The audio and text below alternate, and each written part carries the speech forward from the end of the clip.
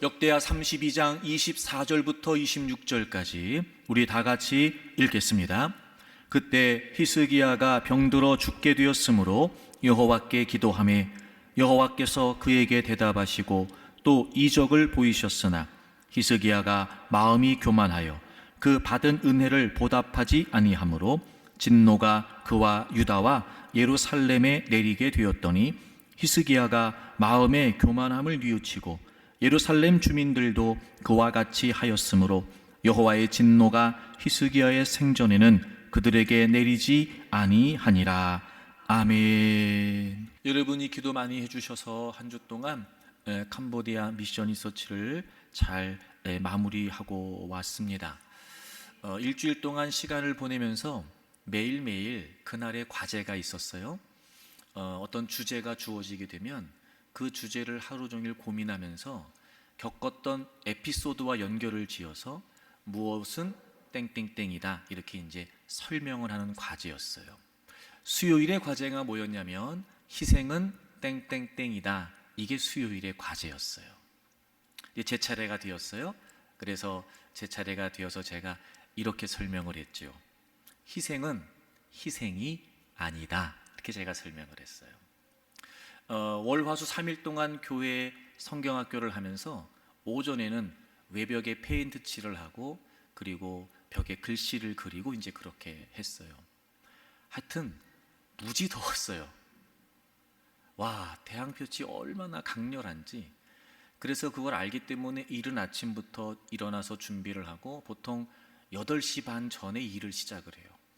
근데 9시, 10시가 넘어가면 너무 햇빛이 뜨거워서 그냥 그늘도 더울 만큼, 그늘에 있어 더울 만큼 그렇게 그날도 역시나 이른 아침부터 준비를 해서 하여튼 막 다 완전 무장을 하고 페인트 칠을 외벽을 하고 또 글씨를 그리고 막 하여튼 땀을 흘려가면서 그렇게 일을 했어요.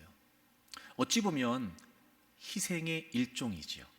교회를 가꾸기 위한 땀을 흘리는 그런 희생일 수 있을 거예요. 그리고 이제 오후에는 성경학교를 해요. 제가 말씀드렸던 것처럼 교회가 2층으로 되어 있는데 2층은 숙소로 지었어요.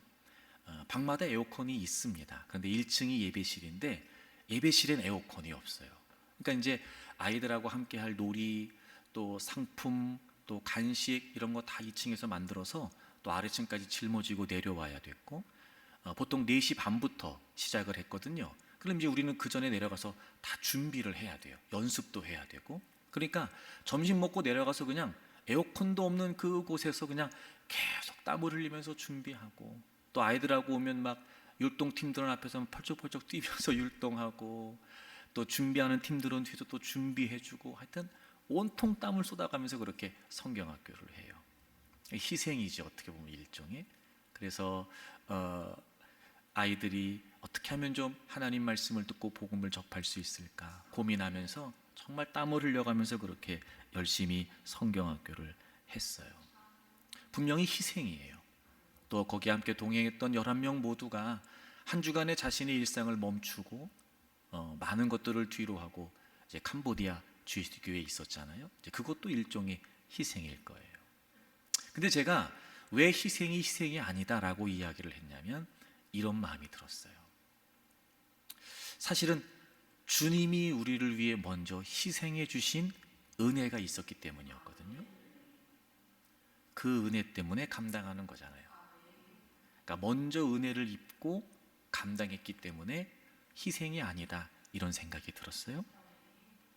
또 사실 그런 여러 가지 많은 일들을 감당할 수 있도록 조건을 주시고 건강도 주시고 기회를 주신 것도 어찌 보면 하나님의 은혜니까 희생이라고 말할 수 있지만 또 한편으로는 감당할 수 있는 하나님이 기회를 주신 거라고 봤을 때 사실 희생이 아니다 이런 마음이 들었어요. 또 하나 그렇게 가서 열심히 땀을 흘리면서 수고한 건 맞지만 교회가 그렇게 아름답게 가꾸어지니까 흐뭇하더라고요. 또 함께 땀을 흘리며 성경학교를 진행하지만 아이들이 찬양하면서 행복해하는 모습, 제가 이제 영상 하나 보내드렸는데 막 그렇게 뜨겁게 기도하는 모습이 오히려 보는 우리에게 가슴이 뭉클하기도 하고 감동이 되기도 하고, 그러면서 희생이라고 여겨질 수 있지만 오히려 그것이 보람이 되고 또 그것이 감동스러우니까 이게 희생이 아닐 수 있겠다. 그 제가 희생은 희생이 아니다 이렇게 얘기를 했죠. 그러면서 제가 한 가지 중요한 걸 제가 깨달았어요. 그래서 은혜를 은혜로 아는 게 정말 중요하겠다. 우리가 신앙생활하면서 이 은혜가 빠져버릴수록 우린 자꾸 무언가를 더 기대하게 되고 심지어 하나님 앞에도 대가를 요구할 수 있겠다. 그런데 정말 은혜를 은혜로 알아서 은혜가 있으면 사실 그 어떤 희생과 헌신도 희생과 헌신이 아닐 수 있겠다. 그런 깨달음이 저한테 있었어요. 사랑하는 교우 여러분, 다른 건 몰라도 우리가 하나님의 구원의 은혜를 입었고 또 변함없이 우리의 삶에 함께 하셔서 우리를 돌보시고 지키시고 또 인도해 주시는 은혜가 여전하고, 그러니 여러분, 우리는 모두 은혜를 은혜로 알고, 그래서 늘 우리의 삶 속에 하나님의 은혜를 고백하는 그런 삶이 되었으면 좋겠습니다. 25세에 유다의 왕이 된 히스기야는 29년을 통치했습니다. 그는 하나님 보시기에 정직했습니다. 당시에 성행하고 있었던 우상 숭배를 척결하지요. 여러 신상들을 제거했고 주상과 목상을 깨뜨렸고, 그리고 이때까지 분향하고 있었던 모세의 놋뱀도 부숴버립니다. 그리고 유다의 다른 왕들과 달리 하나님을 온전히 신뢰해서 그분을 떠나지 않았고, 그래서 하나님께서는 히스기야가 어디로 가든지 형통하게 하셨습니다. 그의 아버지였던 아하스 왕 때 블레셋에 빼앗겼던 남쪽 지역의 성읍들을 되찾았습니다. 뿐만 아니라 블레셋의 요새들 그리고 크고 작은 성들까지도 다 점령을 하게 되죠. 영토를 굉장히 넓게 확장하게 됩니다. 그리고 아수르의 대군 18만 5천 명이 쳐들어왔을 때도 승리하게 됩니다. 그리고 그가 중병에 걸렸을 때, 죽을 병에 걸렸을 때 하나님께 고침을 받고 그의 생명이 15년이나 연장이 되었습니다. 특별히 하나님께서 히스기야가 자신의 치료를 확신하기 위해서 하나님께 징표를 구했을 때 하나님은 그의 요청대로 해가 10도나 뒤로 물러가게 하셨어요. 여러분 생각해 보세요. 히스기야 한 사람을 위해서 하나님이 이 천체를 움직이신 거예요. 그러니까 히스기야 때문에 하나님은 우주적인 사건도 행해 주셨다는 거죠. 이후에 많은 이웃 나라들이 그에게 예물을 가지고 왔고 모든 나라들로부터 존귀함을 받습니다. 그래서 히스기야 당대에 정치적으로, 경제적으로, 사회적으로 모든 면에서 다윗과 솔로몬 시대 못지않은 부강한 나라가 되었습니다. 어느 정도였냐면 차고 넘치는 은금과 보석 등 재산을 관리하기 위해서 국고를 새로 지어야 할 정도였다고 합니다. 늘어나는 가축 때문에 축사를 새로 지었는데요, 심지어는 그 많은 가축들을 국가적인 차원에서 안전하게 관리하기 위해서 새로운 도시를 건설해야 할 정도였다고 합니다. 여러분, 어마어마한 부와 영광을 경험했던 때가 바로 히스기야 왕 때였습니다. 당연히 이 모든 것들은 하나님께서 그에게 주신 것이었습니다. 여러분, 오늘 본문 역대하 32장 29절을 보시면 제가 지금 설명했던 내용들이 27절, 28절 그리고 29절에 설명이 되어 있잖아요. 양떼와 많은 소떼를 위하여 성읍들을 세웠는데 이는 하나님이 그에게 재산을 심히 많이 주셨다는 거예요. 그런 걸 보면 여러분, 이 모든 것들은 하나님이 주신 것이었어요. 하나님이 주셨기 때문에 히스기야의 것이 될 수 있었고, 하나님께서 지켜주셨기 때문에 승리할 수 있었고, 하나님께서 고쳐주셨기 때문에 그의 생명이 연장될 수 있었던 겁니다. 하나님께서 그를 형통하게 하셨고 초자연적인 역사와 능력을 행해 주셨으며, 하나님이 그가 감당할 수 없을 정도의 많은 재산도 주셨다는 겁니다. 즉 이는 모두 하나님의 은혜였습니다. 그런데 그렇게 모든 어려움들이 잘 해결되고 부와 영광이 차고 넘치고 주위의 나라들로부터 존귀를 얻게 되자 히스기야가 교만해집니다.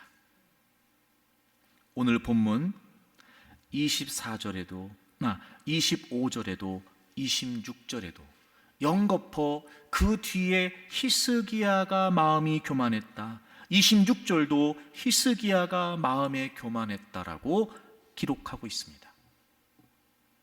모든 것이 하나님의 은혜였습니다. 그런데 히스기야의 마음이 교만해졌습니다. 결국 그와 심지어 그의 나라까지 하나님의 진노를 받게 되죠. 하나님께서는 이사야 선지자를 통해서 히스기야에게 앞으로 일어나게 될 심판을 선고하십니다. 그가 소유하고 있는 모든 것들이 하나도 남김없이 바벨론에 빼앗기게 될 것이다.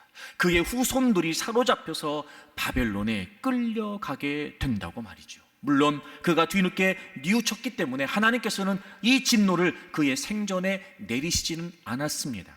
하지만 유다를 멸망시킬 바벨론과 처음으로 외교 관계를 맺는 비극적인 운명이 이때로부터 시작이 됐고, 결국 BC 586년에 하나님께서 선언하신 대로 유다는 바벨론에 의해서 멸망이 됩니다. 하나님의 심판이었습니다. 이유는 다른 게 아닙니다. 히스기야가 마음이 교만했기 때문이었습니다. 처음엔 너무 좋았습니다. 그런데 끝이 비극적이었습니다. 여러분, 우리는 우리의 인생을 살면서 더 나은, 더 좋은, 그리고 더 행복한 인생을 꿈꿉니다. 그래서 정말 지금은 당장 힘들고 어려운 삶일 수 있으나 더 좋은, 더 나은 삶을 꿈꿉니다. 그게 무슨 말이겠어요? 갈수록 결국 끝이 가장 좋은 인생, 이를테면 해피엔딩의 삶을 모두가 꿈꾸는 건 아닐까. 근데 그렇지 않다는 걸 우리는 너무나 잘 압니다. 여러 많은 주변의 이야기들을 들어도 처음엔 좋았는데, 잘 나가는 듯 했는데, 행복해 보였는데, 여러분, 끝이 너무 비참해지는 거예요. 끝이 너무 비극적이 되는 거예요. 많은 사람들이 씁쓸함을 경험하게 될 만큼 그렇게 끝이 좋지 않은 경우를 많이 보게 됩니다. 여러분, 우리의 신앙에 있어서 분명합니다. 교만하면 끝이 좋을 리가 없습니다. 하나님은 분명히 경고하셨습니다. 제가 성경을 찾아보니까 이런 말들이 있더라고요. 하나님은요, 교만한 자의 집을 허물어 버리신대요. 하나님은요, 교만한 자를 미워하신대요. 우리가 잘 알고 있는 것처럼 그래서 교만은 패망의 선봉이 되고 넘어짐의 앞잡이가 된다는 거예요. 사랑하는 교우 여러분, 교만하면 안 됩니다. 그럼 오늘 본문을 통해서 우리가 교훈을 삼을 수 있는 건 도대체 히스기야가 교만했다는 게 무슨 말이냐 말이에요. 자, 우린 이제 교만하면 안 돼요. 나는 교만해야 되겠다, 이런 분은 한 분도 안 계시죠? 자, 우리는 이제 교만하면 안 돼요. 그렇죠? 우리는 다 겸손해야 돼요. 그래서 저는 여러분들이 다 끝이 좋은 인생이 됐으면 좋겠어요. 점점 좋아지는 인생, 점점 나아지는 인생. 그래서 여러분의 마지막이 최고의 최후가 될 수 있도록 교만하면 안 돼요. 그럼 여러분, 오늘 본문의 내용을 통해서 히스기야가 교만했다는 게 무슨 말이냐? 어찌 보면 우리는 교만 그러면 그려지는 이미지가 있어요. 이게 교만이야, 이게 교만이야, 그런 게 있는데, 오늘 성경이 히스기야의 교만에 관해 이렇게 정리하고 있어요. 25절 보실까요? 25절. 히스기야가 마음이 교만하여 그 받은 은혜를 보답하지 않았대요. 지금 여러분이 아멘이 안 되는 건 이게 교만이야? 이런 의문이 생기기 때문일 수도 있어요. 근데 성경이 분명히 가르쳐주고 있어요. 교만이 뭐예요? 받은 은혜를 보답하지 않는 거예요. 그게 교만이에요. 그럼 겸손은 뭐예요? 받은 은혜를 보답하는 거예요. 그게 겸손이에요. 받은 은혜, 여러분 제가 서론에 쭉 길게 설명을 드렸어요. 부정할 수 없지요. 히스기야는 하나님으로부터 받은 은혜가 어마어마했어요. 그런데 놀라운 사실은 그가 마음이 교만했고 받은 은혜가 있었음에도 불구하고 그는 그 은혜를 보답하지 않았다는 거예요. 여러분 잘 아시죠? 이 보답이라는 말이 무슨 말인지? 보답이라는 말이 무슨 말이냐면 되돌린다는 말이에요. 그렇죠? 되돌린다. 그러니까 이런 거죠. 하나님으로부터 은혜를 받았어요. 그럼 정말 그 받은 은혜를 겸손하게 여기는 게 뭐예요? 그 받은 은혜를 하나님께 되돌리는 거예요. 되돌리는 거예요. 그런데 히스기야는 하나님께로부터 받은 은혜를 되돌리지 않았다는 거예요. 받은 은혜를 되돌리지 않았다는 게 무슨 말일까? 제가 구체적으로 좀 설명을 하고 싶었어요. 그래서 히스기야의 삶을 쭉 돌아보는 성경의 내용 중에 이 내용이겠다 싶은 마음의 깨달음이 있었어요. 그래서 그 말씀을 좀 나누려고 해요. 즉 히스기야가 하나님으로부터 받은 은혜가 있는데 이 받은 은혜를 보답하지 않았다는 게 무슨 말일까? 여러분 이건 굉장히 중요합니다. 왜냐하면 우리도 하나님으로부터 받은 은혜가 많아요. 일단 여러분 이 구원은 제가 늘 여러분에게 말씀드리지만 이 구원의 은혜는요, 하여튼 여러분 생각할수록 여러분 믿기지 않는 일이고, 정말 내가 예수님의 십자가를 믿고 구원받은 하나님의 자녀가 되었다는 사실은 그 어떤 것과도 비교가 되지 않아요. 말로 다 알 수 없는 은혜, 말 그대로, 그렇죠? 그 어떤 것으로도 표현되지 않는 은혜.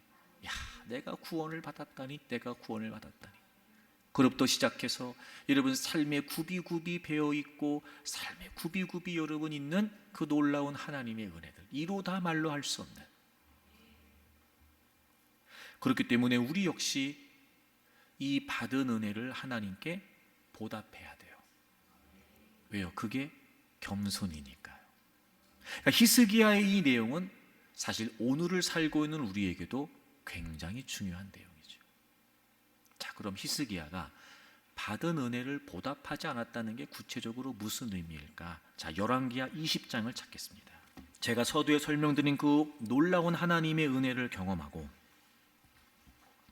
열왕기하 20장 12절을 보세요. 12절. 그러니까 이때가 언제냐면 히스기야가 죽을 병에 걸렸다가 고침을 받고 또 아수르로부터 구원을 받고 그리고 놀라운 하나님의 은혜를 통해서 부를 갖게 되고 영토가 넓어지게 되고, 그러니까 히스기야의 인생의 최고의 정점을 찍었을 때 12절 보세요. 12절. 그때 발라단의 아들이었던 바벨론의 왕 브로닥 발라단이 히스기야가 병들었다 함을 듣고 편지와 예물을 그에게 보냈다.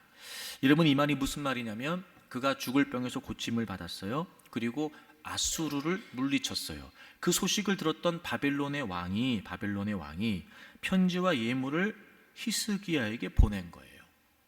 여러분 여기서 이 편지로 번역된 이 단어는 일반적으로 안부를 묻는 서신이 아니고 이 당시에는 외교 문서였다고 그래요. 외교 문서였다고 그래요. 그러니까 이게 무슨 말이냐면 아수르와의 전쟁에서 기적적으로 히스기야가 승리를 해요. 그리고 병도 고침을 받지요. 그 상황 속에 당시의 바벨론은 아수르의 지배를 받고 있었던 속국이었어요. 이런 거죠. 지금 바벨론은 아수르의 지배를 받고 있단 말이에요. 그런데 이 아수르하고 유다가 싸우는데 당연히 아수르가 이길 줄 알았는데 유다가 이긴 거예요. 그러면 그 아수르의 지배를 받고 있는 바벨론의 왕이라면 무슨 생각을 하겠어요? 자, 생각을 해보세요. 무슨 생각하겠어요? 우리가 지금 아수르의 지배를 받고 있는데 유다가 아수르를 이겼어. 그럼 답은 하나예요. 바벨론이 누구랑 손잡으면 돼요? 유다하고. 그러면 지금 이렇게 고통 속에 아수르의 지배를 받고 있는 바벨론이 어찌 보면 아수르를 물리칠 수도 있게 되는 거예요. 여기에 편지가 바로 그와 관련된, 즉 정치적, 군사적 동맹을 맺기를 원했던 바벨론이 보낸 외교 문서였던 거예요. 그러니까 실제적으로 바벨론의 사절단이 지금 히스기야를 찾아온 것은 겉으로는 전쟁이 이기셨군요, 아유 그렇게 병도 나오셨어요, 이렇게 여러분 축하하기 위한 것처럼 보여지지만 정치가 그렇듯 사실은 그 이면에는 실제적으로 동맹을 맺기를 원했던 거예요. 자, 이 생각을 가지고 13절을 보세요. 13절, 히스기야가 사자들의 말을 듣고, 즉 온 사절단들의 이야기를 들었어요. 그리고 자기 보물고의 금, 은, 향품, 보배로운 기름, 그러니까 모든 재산을 다 보여주는 거예요. 그 다음에 군기고 창고의 모든 것, 그러니까 군사적인 것들도 다 보여준 거예요. 모든 것 중에서 히스기야가 그에게 보이지 아니한 것이 없었더라. 자, 그런 외교문서를 보냈고 히스기야가 그들의 말을 듣고 보물창고 다 보여주고 군사적 시설이나 무기들을 다 보여주고 안 보여준 것이 없을 만큼 자신의 나라의 모든 은밀한 부분들을 다 보여줬어요. 자, 이게 무슨 말이겠어요? 동맹이 체결된 거예요, 안 된 거예요? 된 거예요. 즉 지금 이 상황에서 전쟁에서 이겼어요, 병도 고쳤어요, 점점 부강해지고 영토가 확장되어 그런 상황에 바벨론의 사절단이 와서 막 축하해주고 칭찬해주고 막 그렇게 했겠죠. 그러는 과정에 지금 히스기야는 바벨론과 정치적 군사적 동맹을 체결하게 됩니다. 그리고 14절에 이사야 선지자가 히스기야 왕을 찾아옵니다. 14절, 선지자 이사야가 히스기야 왕에게 나와 그에게 이르되 이 사람들이 무슨 말을 했으며 어디서부터 왕에게 왔습니까? 두 가지를 물어요. 그들이 무슨 얘기했습니까? 그들이 어디서부터 왔습니까? 두 가지를 묻죠. 그럼 무슨 말을 했냐는 이 물음이 정말 무슨 이야기를 나눈지가 궁금해서였을까? 저는 그렇지 않다고 생각을 해요. 이미도 이사야는 히스기야가 바벨론과 군사적 동맹을 맺었다는 사실을 알고 온 거예요. 무슨 말을 했냐라고 묻는 이유가 뭐예요? 당신 뭐 한 겁니까? 라고 묻는 거예요. 여러분, 우리는 잘 압니다. 이사야 선지자는 히스기야의 할아버지 요담 그리고 아버지 아하스 때부터 계속해서 주장했던 게 뭐였냐면 오직 하나님만 의지하고 이방 나라와 손을 잡지 말라는 거였어요.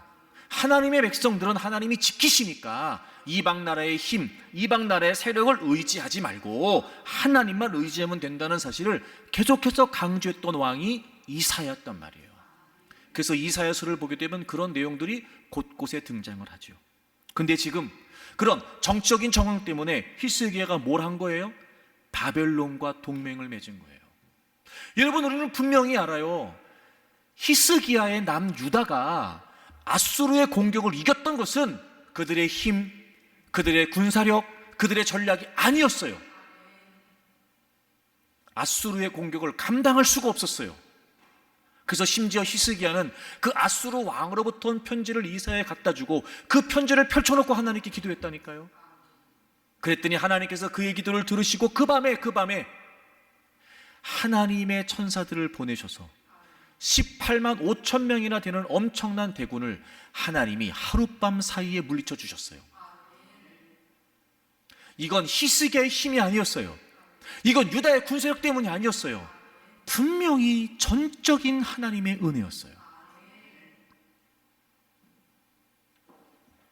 근데 희한하죠. 지금 히스기야는 그들과 동맹을 맺습니다. 이사야가 또 물어요. 이 사람들이 어디서부터 왔습니까? 그랬더니 히스기야가 이렇게 얘기해요. 여러분 14절 뒷부분 보세요. 뒷부분. 어디서부터 왕에게 왔나이까? 히스기야가 이르되 먼 지방 바벨론에서 왔습니다. 이런 거예요. 그들이 어디서부터 왔어요? 몰라서 물어본 거 아니에요. 히스기야가 어떻게 반응하는지를 보려고 했던 거예요. 그때 히스기야가 뭐라고 말해요? 먼 지방 바벨론에서부터 왔어요. 이 무슨 얘기예요? 이런 거죠. 아, 내 이름이 그렇게 멀리까지 다 알려졌어요. 내가 전쟁에서 이기고 내가 이렇게 병을 기적적으로 고친 걸, 아니 그 사람들이 다 알고 찾아왔더라니까요. 마치 그렇게 사신들의 영접을 받고 많은 주변국들의 관심과 주목이 자신에게 보여지면서 자신의 명성에 대한, 자신의 명예에 대한 칭찬 때문에 우쭐해지기 시작한 거예요. 요즘 말로 말하면 거기까지 내 소식이 전해졌어요. 그렇게 많은 사람들이 내 이름을 알게 됐네. 아유, 이 인기를 다 어떡한데? 그런 표현. 하나님께서 은혜로 주셨음에도 불구하고 자기 칭찬, 자기 영광으로 돌려요. 그리고 결정적으로 정말 이해할 수 없어요. 여러분 보세요. 바벨론 사절단들을 만나서 히스기야가 그들과 나눴던 이야기와 그의 모든 행동들을 보게 되면, 여기 열왕기하 20장도 그렇지만 동일한 내용을 기록하고 있는 이사야 39장에도 참 희한한 건요, 이런 상황에 히스기야가 단 한마디도 하나님의 은혜였다는 걸 언급하지 않는다는 거예요. 죽을 병에서 나은 것도 하나님이 고쳐주신 거잖아요. 18만 5천 명이라는 어마어마한 아수르의 공격을 물리쳐 주신 것도 하룻밤 사이에 하나님이 역사해 주신 일이었잖아요. 그렇다면 우리 같으면 그렇게 멀리서부터 자신의 소식을 듣고 찾아와서 약간 기분이 좀 좋아지고 그런 칭찬에 우쭐해질 수 있으나, 아니 어쩌면 한마디도 하나님에 관해 얘기하지 않을까? 와서 그런 얘기했겠죠. 그렇게 죽을 병에 걸렸는데 기적적으로 고쳤다며요. 어떻게 고치셨어요? 그럼 뭐라고 얘기해야 돼요? 제가요 하나님께 기도했죠. 그때 하나님께서 제 기도를 들으시고 저를 싹 고쳐주셨어요. 어떤 일까지 있었는지 아세요? 하나님이 징표를 요구하라고 하시더니 제가 말씀드렸더니 하나님의 해를 10도나 뒤로 물리쳐 주셨어요. 하나님이 나를 고쳐주시고요, 난 하나님이 나를 이렇게까지 사랑하시고 이렇게까지 해주시는 분인 줄 몰랐어요. 얼마나 하나님의 은혜가 감사했던지 하나님이 고쳐주셨어요. 이래야 당연한 거 아니에요? 이미 당시의 주변 정세가 바벨론 아수르의 지배를 받고 있었고 자신이 아수르를 이겼다는 사실 때문에 찾아왔다는 건 뻔한 거고, 그들의 정치적, 군사적 제한이 담겨져 있는 서신을 보면서 거기에 무턱대고 사인할 게 아니라, 내가 할 말이 있긴 있는데 우리가 아수르 이긴 거 우리가 이긴 거 아니었어요. 아니 내가 하나님께 기도했더니 어쩌면 하나님이 그 밤에 하룻밤 사이에 하나님의 사람들, 천사들을 보내셔가지고 18만 5천 명을 하룻밤 사이에 하나님 다 물리쳐 주셨어요. 있을 수도 없는 일이었죠. 우리가 힘이 있었던 것도 아니고 우리가 무기가 있었던 것도 아니고 우리가 아수르보다 강했던 게 아니었어요. 하나님이 도와주셨어요. 하나님이.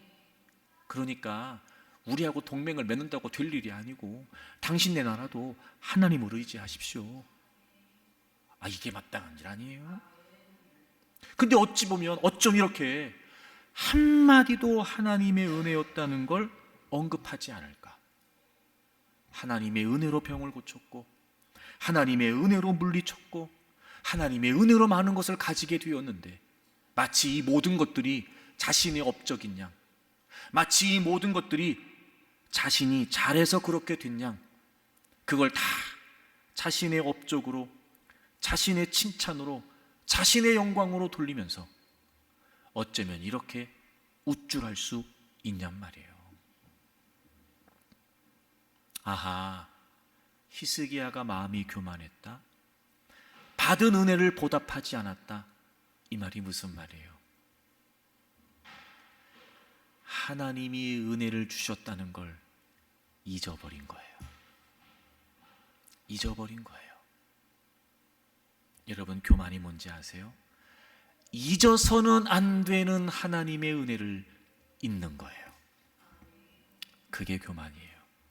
보답하지 않았다는 게 무슨 말이에요? 모든 것이 하나님의 은혜인데 그 은혜의 결과 앞에 하나님이 은혜를 주셨다는 걸 망각해버리는 거예요. 자신의 능력인 양, 자신의 지혜인 양, 자신의 업적인 양 하나님을 까맣게 잊어버리는 것, 그것이 바로 보답하지 않는 거예요. 사랑하는 교우 여러분, 우리가 교만하지 않으려면 잊어서는 안 되는 하나님의 은혜를 잊지 말아야 합니다. 말로만 은혜로 산다고 말하면 안 돼요. 실제 우리의 삶의 자리에서도 우린 끊임없이 하나님의 은혜를 기억해야 돼요. 아쉬울 때만 하나님의 은혜 찾으면 안 돼요. 물론 지금도 아쉬운 게 있다는 건 분명하지만 그런 중에도 지금까지 살게 하신 것 또한 하나님의 은혜니 하나님의 은혜로 살고 있다는 걸 잊으면 안 돼요. 교만이 뭐예요? 잊는 거예요. 그래서 하나님이 교만한 사람을 싫어하시는 거예요. 왜요? 하나님의 은혜로 사는데 정작 그 은혜가 하나님으로부터 주어졌고 내가 하나님의 은혜로 산다는 걸 잊고 사니까요. 여러분, 다른 건 몰라도 잊어서는 안 되는 하나님의 은혜를 잊지 않기를 바랍니다. 그런데 우리는 잊어요. 그 제가 고민해 봤죠. 왜 잊을까? 여러분이 만약에 히스기야라고 생각해 보세요. 죽을 병에 걸렸다가 살아났어요. 하나님이 여러분 때문에 해의 그림자를 10도나 뒤로 물러가게 하셨어요. 잊을 수 있겠어요? 잊을 수 있겠어요? 그걸 어떻게 잊어요? 18만 5천 명, 즉 여러분 보세요. 도무지 우리가 감당할 수 없는 문제가 있었어요. 그것 때문에 힘들었고 괴로웠고 고통스러웠어요. 그래서 하나님께 기도했는데 하나님이 그 밤에 여러분이 막 눈물로 고통 가운데 하나님 도와주세요, 하나님 살려주세요 그랬는데 하나님이 그 밤에 정말 있을 수 없는 일을 통해서 그 문제를 싹 제거해 주셨어요. 잊을 수 있겠어요, 여러분? 우리가 그걸 잊는다는 거예요. 제가 고민을 했어요. 우리가 왜 잊을까? 이런 거예요, 여러분. 우리는 은혜로 주어진 그 일만 기억하지 은혜를 주신 그분을 기억하지 않는 거예요. 이를테면 이런 거예요. 히스기야가 죽을 병에 걸렸잖아요. 고침을 받았어요. 누가 고쳐주셨어요? 근데 히스기야는 하나님이 고쳐줬다는 사실보다 고쳤다는 사실이 더 중요했던 거예요. 이를테면 이런 거죠. 살았다. 드디어 살았네. 이제 더 살 수 있게 됐어. 이게 더 컸던 거예요. 18만 5천 명이 쳐들어왔어요. 하나님이 하룻밤 사이에 그들을 물리쳐 주셨죠. 히스기야한테는 살았어. 다 물리쳤어. 이제는 걱정하지 않아도 돼. 이제는 겁먹지 않아도 돼. 그것만 있는 거예요. 그게 아니라 하나님이 고쳐주셨어요. 하나님이 이거 정말 하나님이 하신 일이에요. 하나님이 물리쳐 주셨어요. 하나님께서 물리쳐 주셨어요. 그렇게 은혜로 주어진 그 일만 기억할 게 아니라 은혜를 주신 그분을 기억해야 되는데 은혜의 결과는 기억하지만 은혜를 주신 그분은 정작 망각하니까 시간이 지나면 이게 하나님의 은혜였다는 걸 잊게 되는 거예요. 즉, 교만이 뭐냐? 보답하지 않는 게 뭐냐? 하나님을 망각하는 거예요. 그도 그럴 것이 이 모든 것이 하나님의 은혜라면 우리는 그 은혜 앞에 겸손할 수밖에 없어요. 내가 잘나서, 내가 잘해서 그런 일을 내가 그런 은혜를 입을만 해서 그게 아니고 정말 하나님이 말 그대로 베풀어 주신 것이고 하나님이 주신 것이라고 생각한다면 여러분 어떤 은혜의 결과라 할지라도 아무리 엄청난 은혜의 결과가 우리에게 주어졌다 할지라도 그것 때문에 교만할 수가 없어요. 오히려 그게 정말 하나님의 은혜라는 사실을 깨달으면 깨달을수록 이렇게 보잘것없고 아무것도 아닌 나에게도 하나님은 이렇게까지 행해 주시다니 겸손할 수밖에 없죠. 그런데 은혜를 주신 그분을 정작 놓쳐버리게 되고 그 은혜로 주어진 일만 기억하기 시작하고 그것만 바라보기 시작하면 슬그머니 교만해지기 시작하는 거예요.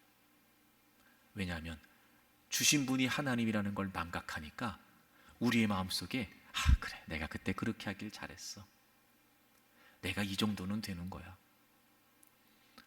자꾸 그 은혜를 주신 하나님을 망각하게 되면 하나님의 자리를 내가 차지하기 시작해요.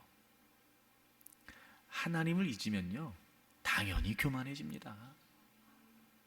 그러니까 한때는 그렇게 힘들고 어려운 처지에 괴롭고 아픔 속에 있을 때는 납작 엎드려 하나님을 찾았던 많은 사람들이 상황이 좀 달라지고 형편이 좀 좋아지고 이제는 좀 고개를 들만해지기 시작하면서 정작 은혜를 주신 하나님을 망각한 채 교만해지기 시작하는 거예요. 여러분 그거 아십니까? 교만해지기 시작하면 정작 본인은 몰라도 주변 사람들은 알아요. 아유 좀 되더니 달라지네. 아이고 좀 되는 것 같더니 벌써 말이 틀려지네. 아이고 주변 사람들이 안다니까. 여러분 변했어. 전에는 안 그랬는데 아이고 사람이 변했네. 우리 그런단 말이에요. 사람이 봐도 아는데 중심을 꿰뚫어 보신 하나님이 그를 모르시겠어요? 교만이에요. 사랑하는 교우 여러분, 점점 잘 되면 좋겠어요. 더 좋아지고 더 나아지고 더 행복해지면 좋겠어요. 모든 것이 하나님의 은혜라는 걸 우리가 안다면 겸손하면 돼요. 하나님이 주신 거지요. 하나님이 행하신 일이죠. 그렇게 은혜로 주어진 그 일만 기억할 게 아니고 은혜를 주신 그분을 기억하려고 힘써야 돼요.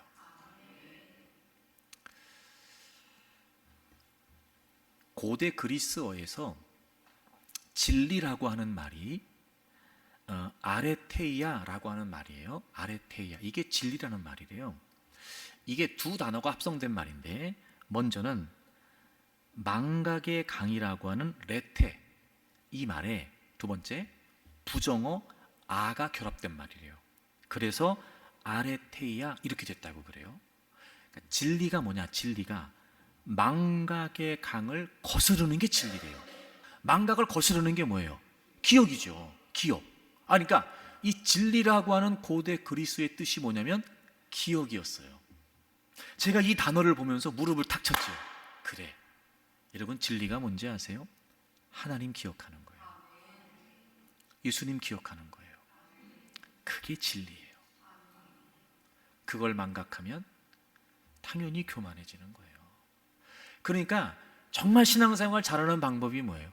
하나님 기억하는 거예요. 잊지 않으려고 우리는 어쩔 수 없이라도 잊게 되는데 그 망각의 강을 끊임없이 거슬러서 하나님이 계신다, 하나님이 하셨다, 하나님이 주셨다, 하나님의 것이다, 자꾸 하나님을 기억하는 거예요. 나를 건져주신 하나님, 나를 위해 십자가를 지신 예수님, 지금도 나와 함께 하셔서 내 삶에서 역사하시는 성령님, 우린 늘 그분 기억하는 거예요. 그분을 기억하는 거예요. 그게 믿음이에요. 그게 진리예요. 그래서 하나님께서 이스라엘 백성들에게 계속해서 강조하신 게 뭐였냐면 나를 기억하라는 거였어요. 하나님을 기억하라는 거였어요. 자, 보세요 여러분.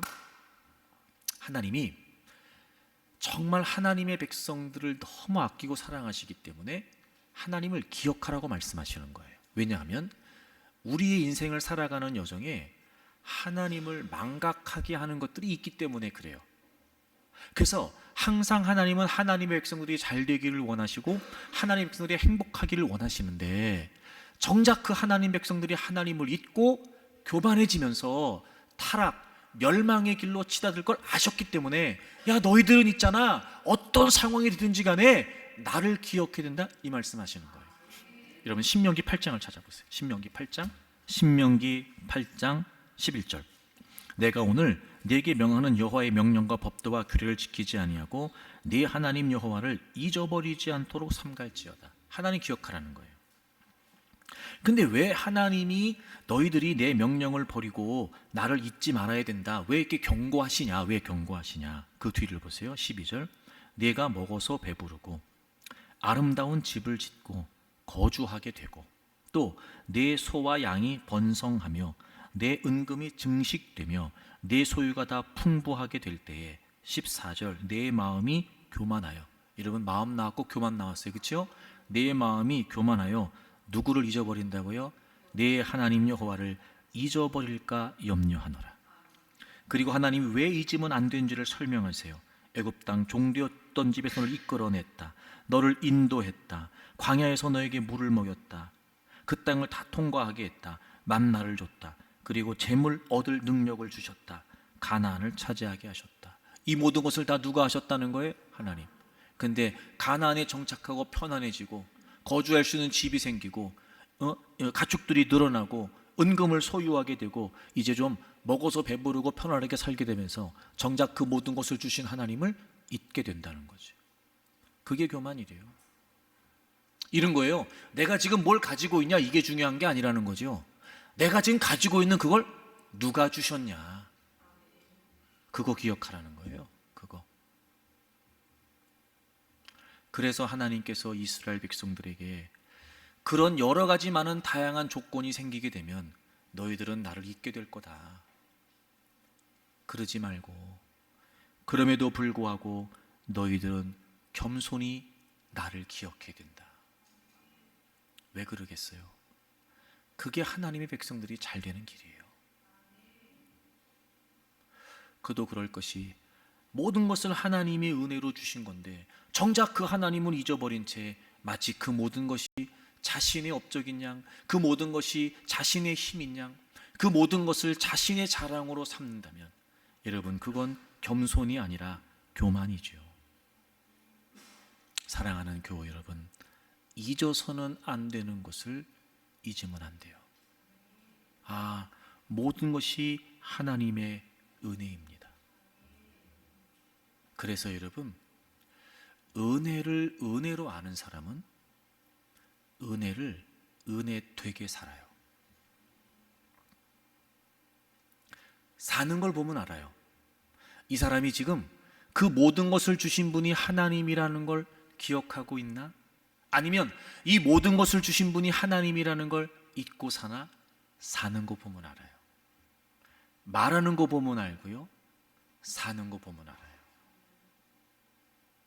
정말 은혜를 은혜로 아는 사람은요, 그 주님을 위한 어떤 헌신과 희생도 아깝지 않아요. 오히려 하나님의 은혜를 깨달으면 깨달을수록 그분을 위해 더 감당하고 그분의 이름과 그분의 영광을 더 드러내지 못하는 것이 아쉬울 뿐이지, 마치 내가 꽤나 많은 걸 하는 양 자신을 과시하거나 마치 내가 이만큼 했으니까 하나님이 나에게 이 정도는 주셔야 되는 게 아닙니까? 라고 하는 대가를 요구하거나, 정작 모든 것을 하게 하신 하나님의 은혜는 사라진 채 그 중심에 내가 존재해야 되는 사람들 보면 알아요. 하나님을 잊고 있는 거예요. 그래서 교만이에요. 사랑하는 교육은 여러분은 어떠십니까? 정말 여러분 모든 것이 하나님의 은혜라고 인정이 되십니까? 그래서 정말 내가 다른 건 몰라도 이 모든 것을 주신 분이 하나님이라는 사실을 잊으면 안 되겠다. 늘 여러분의 입술의 고백이, 또 늘 여러분의 삶의 고백이 그래서 어떻게 하면 이렇게 내게 은혜를 주신 그분을 내가 드러낼 수 있으며, 어떻게 하면 이렇게 많은 것을 주신 그분의 이름을 내가 찬양하고 감사하고 선포할 수 있으며, 이렇게 하나님이 은혜로우신 분이라는 걸 내가 또 다른 누군가에게 전할 수 있을까? 정말 은혜를 은혜로 알고 은혜를 주신 그분을 위해 살고 있냔 말이에요. 1813년에 당시에 선교사가 없었던 미얀마 양곤에 미국 최초로 파송된 침례교 선교사 아도니람 저드슨이라고 하는 분이 있습니다. 그분이 40여 년을 미얀마에서 사역을 하면서 63개의 교회를 세웠고 7,000명이 넘는 사람들을 주님께로 인도했다고 그래요. 현재 미얀마에 이 아도니람 저드슨 선교사님이 왔을 때를 기점으로 지금까지 탄생됐다고 보는 교회가 약 3,700여 개에 달한다고 해요. 미얀마어로 성경을 번역했고 또 여러 신앙 서적들도 번역을 했고, 그리고 미얀마 영어 사전을 완성하기도 했다고 합니다. 그런데 그분은 그렇게 많은 사역을 감당하면서 한편 지속적으로 아픔, 고통, 상실을 겪어야 했다고 합니다.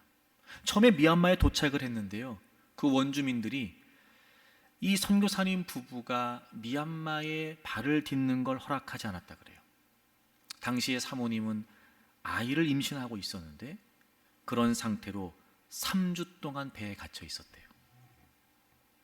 그래서 그 폭풍우 속에서 출산을 하다가 그만 첫 아이를 잃었다고 합니다. 배에서 내려서 6년 반 동안 복음을 전했는데 한 사람도 회심한 사람이 없었대요. 그를 파송한 기관에서 후원하는 많은 사람들이 거기는 안 됩니다. 그 땅은 귀국할 것을 종용했지만 그분은 귀국하지 않았다고 합니다. 계속해서 기도했고 계속해서 복음을 전했다고 그래요. 근데 당시에는 복음을 전했다는 이유 때문에 옥에 갇혀야 했다고 합니다. 여러분 한번 생각을 해보세요. 발은 사슬에 채워져 있고 거꾸로 매달려서 등과 어깨와 머리는 바닥에 닿아 있는 거예요. 그런 자세로 먹고 자고 용변을 보아야 될 정도로 그렇게 감옥에 갇히는 생활을 하기도 했답니다. 아내도 세 자녀도 미얀마에서 죽었대요. 재혼을 했는데 그 두 번째 아내 역시, 그리고 두 자녀 역시 미얀마에서 죽었다고 합니다. 얼마든지 포기할 수 있었고 그만둘 수 있었고 고향으로 돌아가 쉽고 편하게 살 수 있는 길이 있었음에도 불구하고 왜 이렇게 긴 시간, 이렇게 많은 희생과 고통을 감수하면서도 그분은 그 일을 해야 했을까? 저는 이해가 안 됐어요. 이렇게까지 무슨 이유로, 왜 누군들 이분의 삶을 이해할 수 있겠습니까? 하지만 그럼에도 불구하고 그분에겐 이유가 있었겠죠. 그러니까 그 누군가는 이해할 수 없는, 많은 사람들이 이해할 수 없는 일을 했다는 거 아니겠어요? 저는 나름대로 생각했어요. 아, 이분은 정말 은혜를 아는 분이었다. 은혜를 아는 분이었다. 그리고 오늘도 우리에게 알려준다. 봐라! 정말 하나님의 은혜를 아는 사람이 어떻게 사는지.